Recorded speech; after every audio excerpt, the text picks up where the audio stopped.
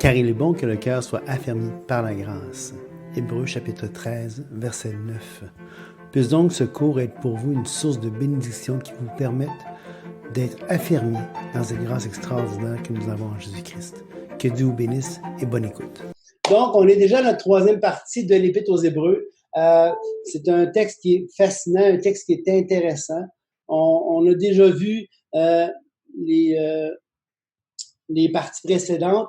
Et là, on est rendu dans une section de l'Épître où est-ce qu'on va regarder ensemble la suprématie. On a d'ailleurs commencé la dernière fois à parler de la suprématie de Christ. Déjà au chapitre 1, à partir du verset 5, c'est ce qu'on voit. On l'a vu, il y a déjà 2 rassemblements. La dernière fois, on a mis l'emphase sur le fait que Jésus-Christ était Dieu, hein? Dieu suprême. On a vu les passages de l'Ancien Testament, on a vu plusieurs endroits où est-ce que justement Dieu, Christ est Dieu.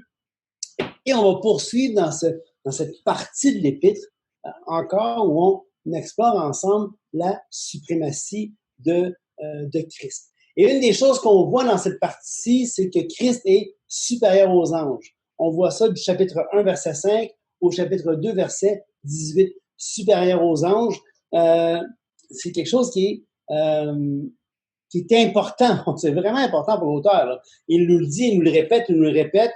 Et on l'a vu au chapitre 1. Et là, ce qui va se passer, c'est qu'il va y avoir une parenthèse qui va se faire. Il va y avoir une parenthèse où est-ce que il y a l'exposé qu'il a commencé à nous faire du verset 4 au verset 14 du chapitre 1. Et là, il fait une parenthèse, une exhortation où est-ce que il va nous avertir. C'est ce qu'on appelle le premier avertissement de l'Épître aux Hébreux. C'est une parenthèse, c'est un avertissement. Il va y en avoir 5 avertissements comme ceux-là dans l'Épître aux Hébreux. Et le premier avertissement, dans Hébreux 2, versets 1 à 4, parce qu'on voit vraiment que l'auteur veut avertir ses lecteurs. Par le fait même, il veut nous avertir, nous, qui sommes des siècles, des millénaires plus tard. Hein? Il nous avertit, il ne faut pas se laisser avoir. Je pense qu'on est rendu au chapitre 2, verset 1, on est rendu là, et quel beau temps, quel beau moment, c'est là où on est rendu, et pourtant, ce qui nous entoure peut nous subjuguer, hein, peut être tellement lourd, tellement un fardeau. On écoute les nouvelles, et c'est loin d'être des évangiles qu'on entend. Le mot évangile veut dire bonne nouvelle. C'est loin d'être des evangelion, c'est loin d'être bon. C'est des tristes nouvelles. C'est des nouvelles qui peuvent paniquer. C'est des nouvelles qui peuvent nous pogner au cœur. On voit une panique, on voit ce sens-là. Quand j'étais à cette île avant hier, j'ai vu et jeudi ce genre de regard un peu paniqué des gens. Et avec raison.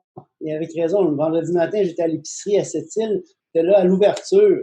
Et à l'ouverture, il y avait déjà des filets en dedans de quelques minutes. Il y avait des filets aux caisses. Tu sais. Il y avait déjà des filets de gens aux caisses. Et donc, les gens sont paniqués. Ils cherchent des solutions, ils cherchent à avoir quelque chose. Donc c'est important de réaliser que on ne doit pas se laisser avoir. Puis, dans ce premier verset du chapitre 2, ça dit « C'est pourquoi nous devons d'autant plus nous attacher aux choses que nous avons entendues, de peur que nous soyons emportés loin d'elles. » Hein? C'est pourquoi. Alors, à chaque fois que dans la Bible, on voit un pourquoi, c'est pourquoi, mais quand il y a un pourquoi, il faut se demander pourquoi. À chaque fois qu'il y a un pourquoi, il faut se demander pourquoi. OK? Et donc, il dit pourquoi? Pourquoi il a dit ça? Mais parce que justement, il a dit au chapitre 1 que Christ était supérieur aux anges. Il a montré, on est dans toute cette section de la suprématie de Christ et on a vu ça. Et après ce qu'il vient de dire, on a vu, c'était une parenthèse. Cette partie-là de l'Épître aux Hébreux, versets 1 à 4, c'est une parenthèse. Et il va expliquer, et ce qui donne lieu à cette parenthèse de la part de l'auteur, il vient de parler de Christ qui est supérieur, ben c'est pour ça qu'on doit s'attacher d'autant plus à ce qu'on a entendu. C'est pour ça. C'est à cause de qu'est-ce qu'on a entendu, à cause de qu'est-ce que Christ a dit. On se rappelle, Dieu, à travers les siècles, avait parlé par les prophètes, il avait parlé de toutes sortes de façons, et là, il parle par le Fils, le summum de la révélation. Hein? Et là, on doit d'autant plus s'attacher aux choses qu'on a entendues. Et le mot ici, d'autant plus, c'est le mot surabondamment. C'est surabondamment, excessivement, hors de toute mesure. Hors de toute mesure. Je vous le dis, l'auteur, il utilise un terme fort dans le grec. Il faut encore plus, d'autant plus, avec surabondance. Il faut, avec surabondance, nous attacher. Et le mot attacher ici, dans le grec, c'est un terme nautique. C'est souvent un terme qui est utilisé pour les bateaux. Hein? Et qui, par extension, veut dire s'attacher. Un peu comme quand tu as un bateau sur le quai. Moi, je me souviens, quand j'étais jeune, j'avais ma chaloupe, j'approchais du quai, je me pognais après le quai, je me rapprochais, puis là, j'attachais la chaloupe pour pas qu'elle parte. Eh bien, il faut s'attacher, s'arrimer, s'ancrer, s'amarrer à ce qu'on a entendu, aux choses qu'on a entendues, de peur qu'on ne soit emporté. Et encore là, l'auteur va poursuivre avec la même idée de termes nautiques, termes tirés des bateaux. Le mot emporté ici, c'est un petit peu comme un bateau qui est détaché du quai et qui est emporté par le courant. Donc, on a cette responsabilité-là de s'assurer de rester attaché.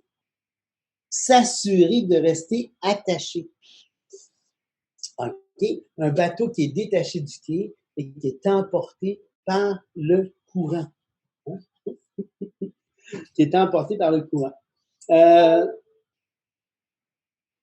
Donc, on voit vraiment qu'il met la table au verset 1 de cet avertissement-là. Et là, il va dire, car si la parole annoncée par des anges a eu son effet, et si toute transgression et toute désobéissance a reçu juste rétribution. Alors, regardez bien ce qui est intéressant. La parole annoncée par les anges. Mais il a déjà dit que Christ est supérieur aux anges. Christ est supérieur aux anges. Donc, si ce que les anges ont dit,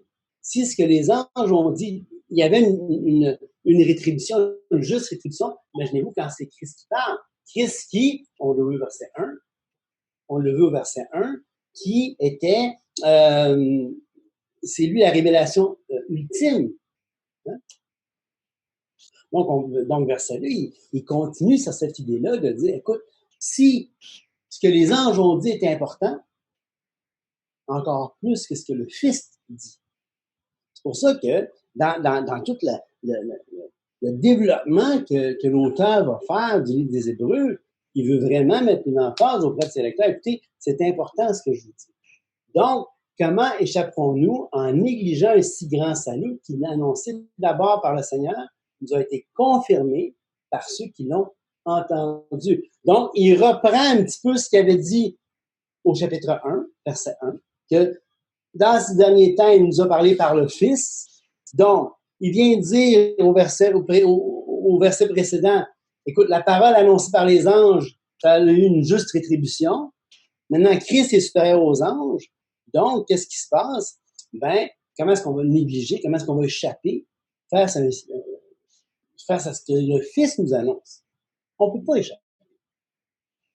Donc, et qui nous a été confirmé par ceux qui l'ont entendu. Ce qui est intéressant, c'est qu'ici, l'auteur fait le lien, parce qu'on l'a vu, Christ, Dieu par la fin des temps nous a parlé par le Fils. Mais le Fils nous a envoyé des témoins qui nous ont confirmé ce qu'ils ont entendu par toutes sortes, il va le dire au verset 4, par toutes sortes de prodiges.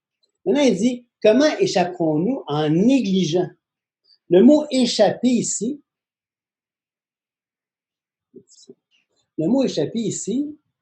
c'est ekphugo. Ekphugo. Le mot ekphugo, c'est un mot qui vient du latin, en fait, qui est apparaté au mot latin, d'où on a le mot français fugue, fuguer. Hein? Comment est-ce qu'on va fuir? Comment est-ce qu'on va s'échapper? Comment est-ce qu'on va être capable de s'en tirer si on néglige. Et ce qui est intéressant ici, c'est qu'en négligeant, et ici, ce qui est écrit en négligeant, si l'ignorance peut être une excuse des fois, la négligence, elle ne l'est pas. C'est ça que l'auteur veut dire. L'ignorance, c'est pas toujours une excuse, parce qu'il y en a qui veulent ignorer. Et quand tu choisis d'être ignorant, c'est pas une excuse, parce que tu es négligent d'apprendre. Hein? Donc, l'ignorance peut parfois être une excuse, mais jamais la négligence. Jamais la négligence. Et là, on retourne dans le parallèle que je vous fais depuis tantôt entre le chapitre 1, verset 1 et 2 et le chapitre 2, 4. Après avoir autrefois, à plusieurs reprises, de plusieurs manières, parlé à nos pères par les prophètes, Dieu, dans ses derniers temps, nous a parlé par le Fils. Et là, l'auteur va revenir en parlant du Fils et en disant que tout ce que les témoins nous ont annoncé, en appuyant leur témoignage par des signes, par les prodiges, des miracles, les dons du Saint-Esprit, et que le Saint-Esprit a distribué selon sa volonté. Donc, on voit vraiment que l'auteur, il poursuit ça, lui. Il nous avertit, il poursuit ça, et pour lui, c'est vraiment un point qui est important pour l'auteur, de dire à ses lecteurs, n'oubliez pas, il va y avoir 5 de ces avertissements-là dans le Pétrosé. 5 fois, il va faire une parenthèse dans ce qu'il est en train de dire pour avertir ses lecteurs. Il dit, écoutez, et la raison d'être de son avertissement, pourquoi son avertissement est pertinent, pourquoi c'est important, pourquoi est-ce qu'ils doivent porter une attention et ne pas être négligents, c'est justement à cause de la supériorité du Fils, la supériorité de Christ par rapport au message de l'Ancien Testament. Dans les fameux anges. Il y aurait beaucoup à dire sur les messages donnés par les anges, comme on a vu au verset 1 et 2 là, du chapitre 2. Ce message par les anges, c'est un point qui est important, mais qu'on ne voit pas directement ça dans l'Ancien Testament, mais plusieurs passages le soulignent. Ça sera pour une autre fois qu'on va en parler. Mais ce qui est intéressant quand même, c'est de réaliser que le Fils, lui, est supérieur. Et maintenant que l'auteur a terminé son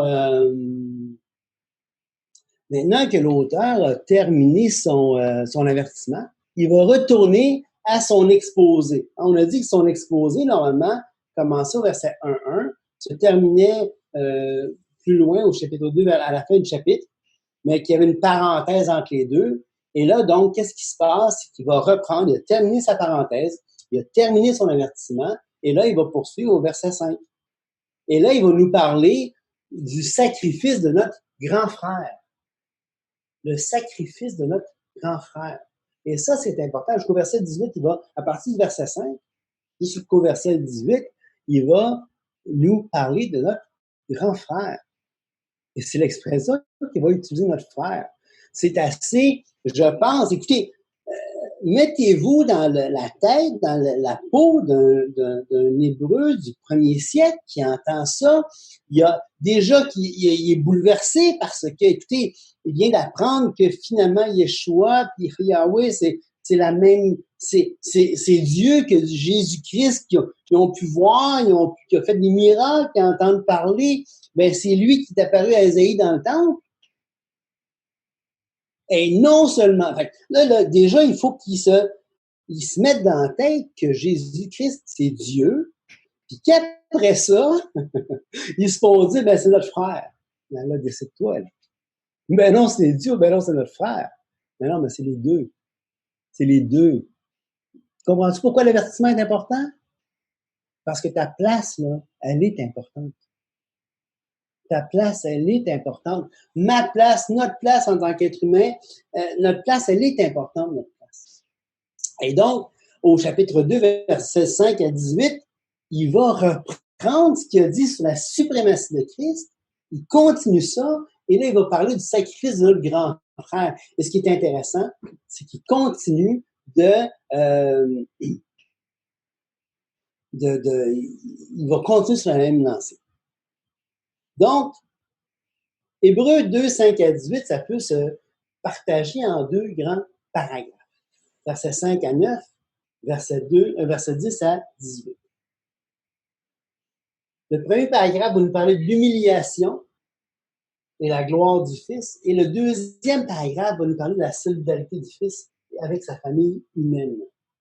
Aujourd'hui, on n'ira pas plus loin que l'humiliation et la gloire du Fils. On ne pourra pas aller plus loin que ça. Faute de temps. J'aimerais bien ça. Ça va être la prochaine fois. OK? Donc, l'humiliation et la gloire du Fils, versets 5 à 9. Bon. Donc, chapitre 2, versets 5 à 9, l'humiliation et la gloire du Fils. Donc, voici ce que ça dit de versets 5 à 7. En effet, ce n'est pas à des anges que Dieu a soumis le monde à venir dont nous parlons. Or, quelqu'un a rendu quelque part ce témoignage. Qu'est-ce que l'homme pour que tu te souviennes de lui, ou le Fils de l'homme pour que tu prennes soin de lui? Tu l'as abaissé pour un peu de temps au-dessous des anges, tu l'as couronné de gloire et d'honneur. Alors, on voit ce passage-là, c'est fascinant, c'est intéressant. C'est une citation du psaume, d'un psaume, hein? Mais de qui il parle ici dans ce passage? De qui il parle? On va regarder ensemble. On va aller voir le psaume, puis on va revenir dans l'Hébreu. Vous allez voir, il y a comme une petite perle. Quand on ne porte pas attention, quand on ne fait pas attention, quand on ne lit pas attentivement, il y a comme des petites perles comme ça que moi, en leur lisant pour vous amener le message, j'ai vu, j'ai dit, hey, c'est malade. C'est fantastique. Je me promenais dans mon bureau, je ne peux pas croire que j'avais jamais vu ça avant. Moi, en tout cas, je n'avais pas porté une attention particulière là-dessus. Ben, le psaume 8.6 dit quoi? Tu l'as fait de peu inférieur à Dieu et tu l'as couronné de gloire et de magnificence. Là, il parle de l'homme. Hein? On peut peut-être aller voir, je ne sais pas si je lis ici, moi. Bon, je vais l'ouvrir ici. Psaume 8. Je vais mettre ça ici. OK. Quand je contemple les cieux ouvrages de tes mains, la lune et les étoiles que tu as créées, qu'est-ce que l'homme pour que tu te souviennes de lui, le Fils de l'homme que tu as mis à l'œuvre? Tu l'as fait un peu de peu inférieur à Dieu et tu l'as couronné de gloire et de magnificence. Tu lui as donné la domination sur les œuvres de tes mains, tu as tout mis sous ses pieds. OK, donc 4 à 8, là, 5 à 8, c'est un petit peu ce qu'il cite dans Hébreu. Mais vous avez remarqué que dans Hébreu, il dit tu l'as fait de peu inférieur aux anges, alors qu'ici c'est écrit tu l'as fait de peu inférieur à Dieu. Mais parce que Hébreu va citer la Septante, donc la version grecque de l'Ancien Testament, et il va traduire le mot hébreu par ange. Tu vas me dire, mais pourquoi ils ont traduit ça par ange? Puis pas par Dieu. OK. Tu l'as fait de peu inférieur à Dieu et tu l'as couronné de gloire. Le mot Dieu ici, c'est ce mot-là. C'est Elohim. Elohim, on l'a vu ailleurs, dans les messages précédents, que Elohim, ça voulait dire deux choses, une de deux choses. Ça peut vouloir dire Dieu, ou ça peut vouloir dire Dieu. Dieu au singulier, Dieu au pluriel. Ça peut vouloir dire Dieu, le Père, le Dieu trinitaire, ou ça peut aussi faire référence à des petits dieux. C'est sûr que dans le contexte du psaume, regardez, si je retourne dans le psaume ici, là, tu le fais de peu inférieur à Dieu. Ben, non, je m'excuse, mais l'être humain n'est pas de peu inférieur à Dieu. OK? Tu le fais de peu inférieur à Dieu, je m'excuse, il n'est pas un petit peu plus petit que Dieu.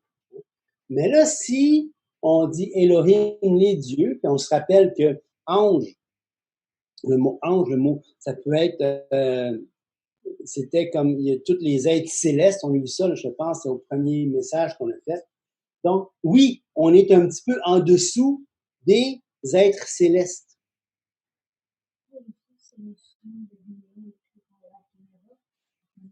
Ah, on me dit qu'il y a un petit problème de son ici. Je vais vérifier ça ici. C'est supposé par Camille. Ils n'entendent pas bien?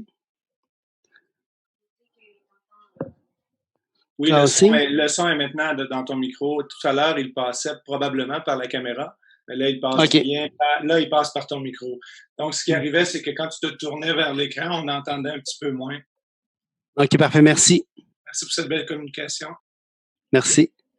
OK, donc tu l'as fait un peu inférieur à Dieu, mais donc l'Épître aux Hébreux nous confirme, nous aide dans notre interprétation de l'hébreu en disant non, ben là, il parle pas de Dieu, le Dieu trinitaire, Elohim, il parle des petits dieux, donc qui sont aussi souvent dans la Septante puis ailleurs appelés les anges.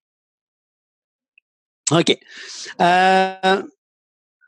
Donc oui, ça fait du sens qu'on a été fait inférieur aux anges. On n'est pas un peu inférieur à Dieu. On est un petit peu inférieur aux anges, par exemple.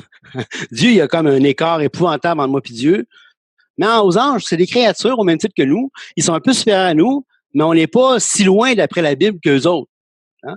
Fait qu'on n'a pas, ils méritent pas l'adoration, ils méritent pas rien, juste d'être honorés comme n'importe quel honneur qu'on peut donner à des frères, à des sœurs, à d'autres créatures. T'sais. Mais rien sans plus.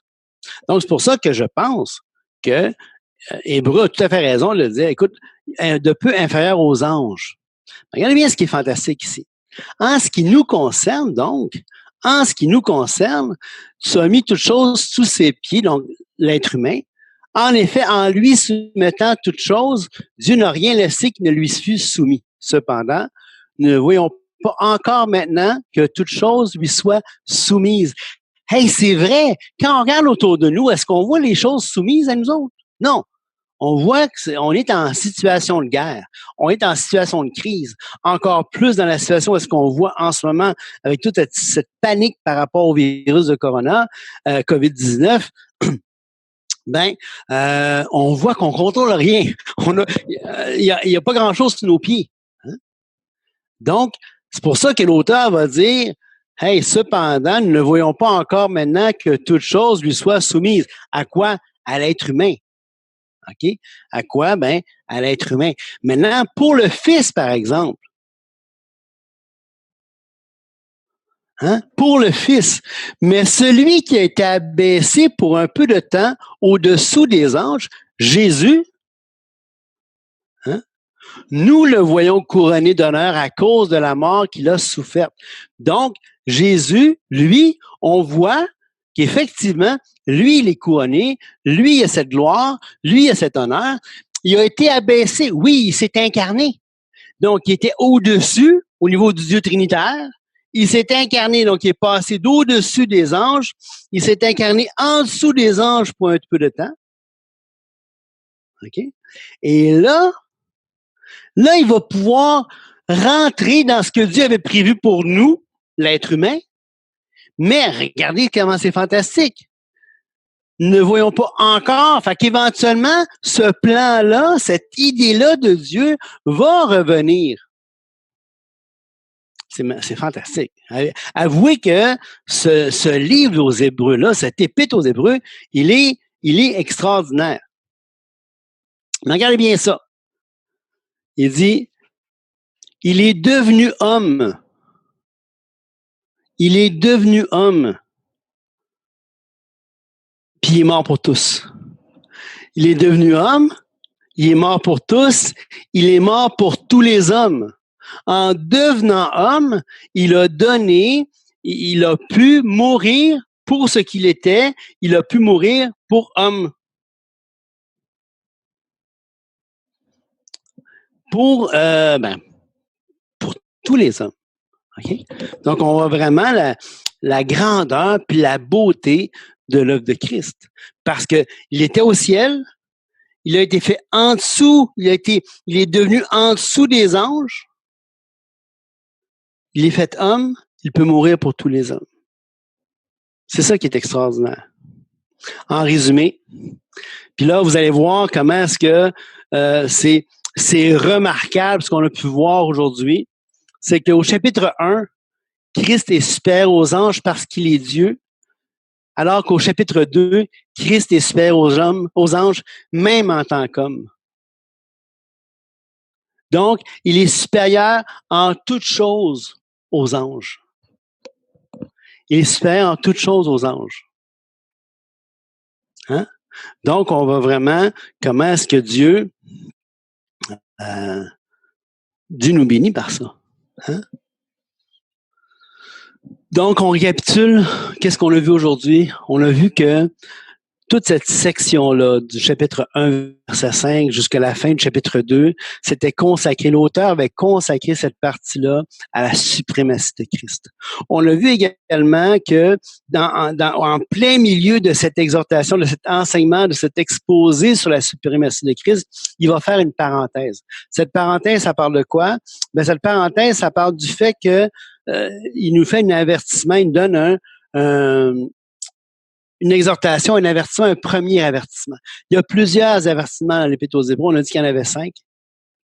Et on a vu donc que Christ, la raison pourquoi l'avertissement était si important, ben c'est parce que ce qu'il avait dit au chapitre 1, 4 à 14, qui fait le lien avec ce qu'il va dire du verset 5 à 18 du chapitre 2, puis l'importance de porter une attention à ce qui est écrit, à ce qui est dit. C'est pourquoi on se rappelle de ça ici. C'est pourquoi nous devons d'autant plus nous attacher aux choses que nous avons entendues. Et là, d'autant plus, excessivement, faut s'attacher hors de toute mesure. Si tu penses que le nœud de ton bateau au quai, il est bien serré, ben fais-en un deuxième, fais-en un troisième. Si tu penses que l'encre est suffisante, jette-en une deuxième, jette-en une troisième encre. Sois sûr, attache-toi avec surabondance à ce qui a été dit. Assure-toi, consacre-toi à ça. Laisse-toi pas détourner parce que la vue nous donne. Laisse-toi pas détourner par les virus, par les bruits de guerre, par tout ce qu'il peut y avoir dans le monde autour de nous. Laisse-toi pas détourner. Donc, on a vu finalement que dans tout ce qu'on a dit, attends, je vais juste retourner ici, on a vu qu'en fin de compte, dans tout le chapitre 1, Christ est supérieur aux anges parce qu'il est Dieu. Chapitre 2, Christ est supérieur aux anges, même en tant qu'homme. Et on a vu que parce qu'il est homme, il a pu mourir pour tous les hommes. Lui qui était au-dessus des anges, il est devenu en dessous des anges. Et ce qui est fantastique dans ça, là, c'est que le plan de Dieu pour l'être humain, il n'est pas à son terme. Puis c'est pas les situations qu'on peut voir par la vue qui va bouleverser ce que Dieu a pour nous. Amen.